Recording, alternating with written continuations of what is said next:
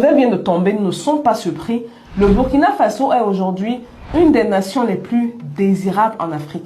Au point où même les Blancs américains veulent visiter le Burkina et veulent avoir le passeport du Burkina Faso. Nous pensions que c'était juste un phénomène africain, mais ça va au-delà des frontières africaines. Les gens commencent à se déchirer pour avoir la nationalité burkinabé. On en parle en détail dans cette vidéo. Stay tuned. Même ceux qui ne sont pas africains sont intéressés à devenir burkinabé. Donc récemment, le ministre en charge de la justice a fait une sortie. On va le laisser s'exprimer, puis on revient. Eh bien, malgré la phase actuelle de turbulence de son histoire, le Burkina Faso reste visiblement un pays fréquentable. La preuve avec la naturalisation de 72 personnes de 16 nationalités différentes autorisées par le Conseil des ministres de ce jeudi. Notre pays reste toujours attrayant, a dit le ministre en charge de la justice. On écoute Maître Dasso Bayala.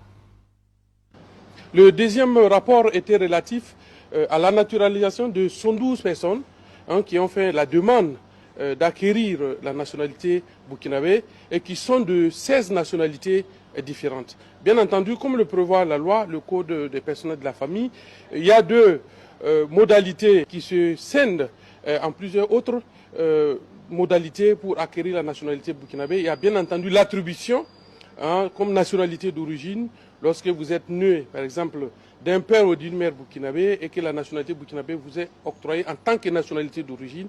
Mais il y a la possibilité aussi d'acquérir la nationalité burkinabé, dont entre autres, par décision de l'autorité publique, bien entendu que nous avions résumé sous le thème de la naturalisation, donc l'acquisition de la nationalité burkinabé par décision de l'autorité publique.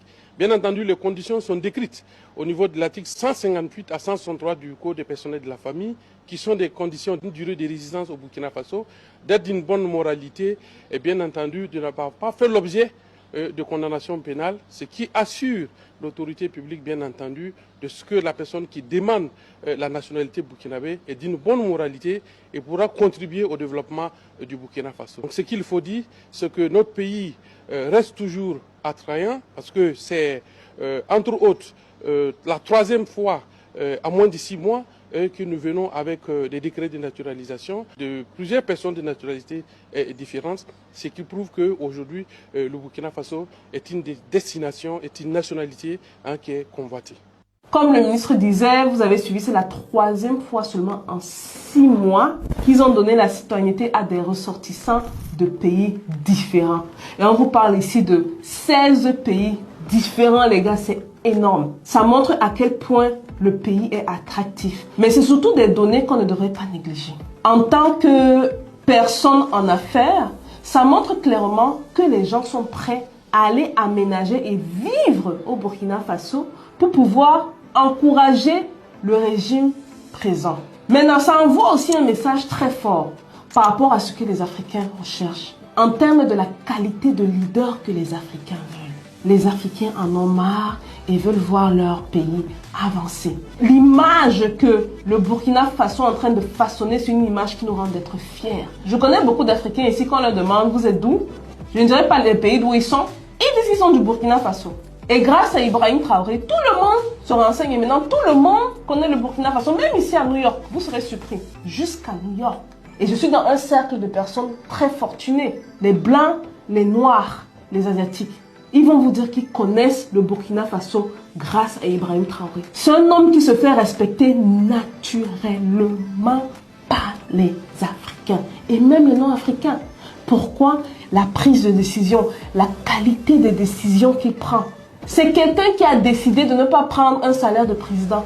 Il continue à toucher son salaire de capitaine, les gars. C'est quelqu'un qui a mis devant le peuple. C'est quelqu'un qui met les intérêts de la nation devant.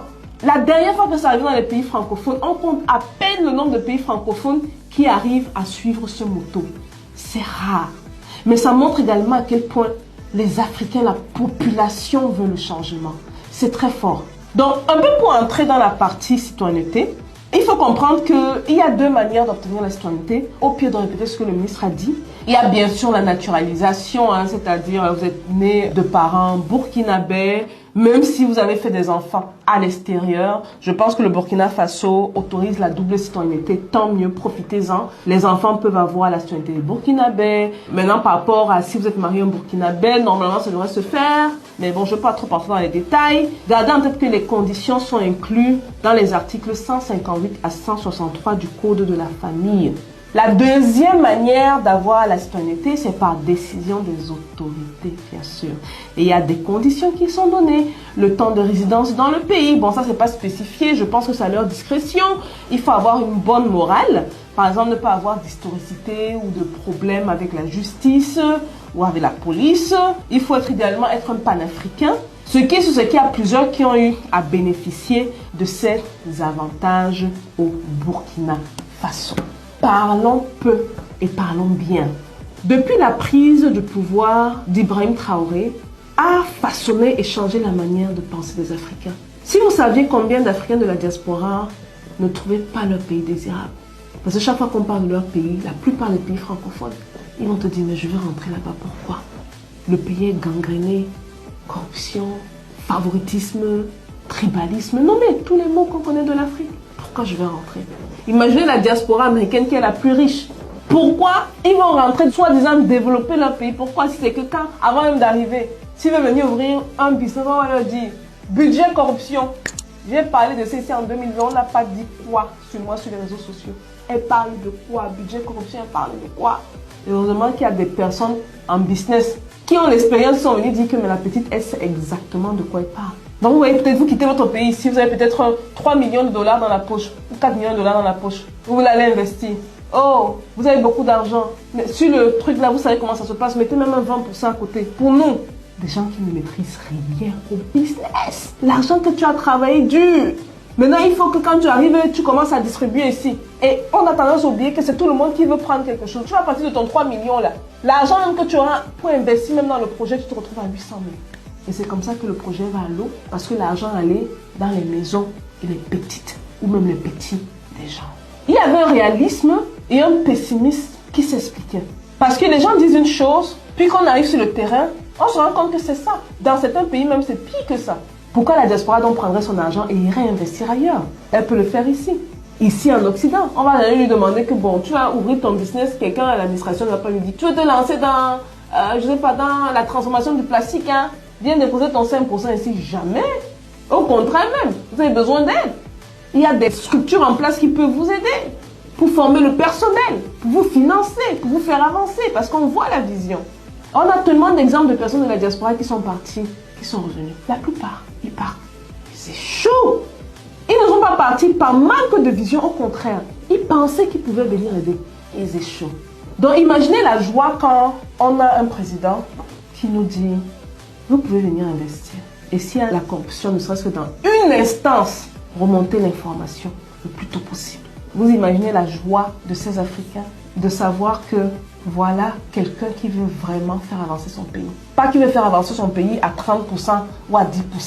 Que quand même, il ne faut pas dire qu'on n'a rien fait. On a quand même fait ça. Tu fais 10% du potentiel du pays pour toi.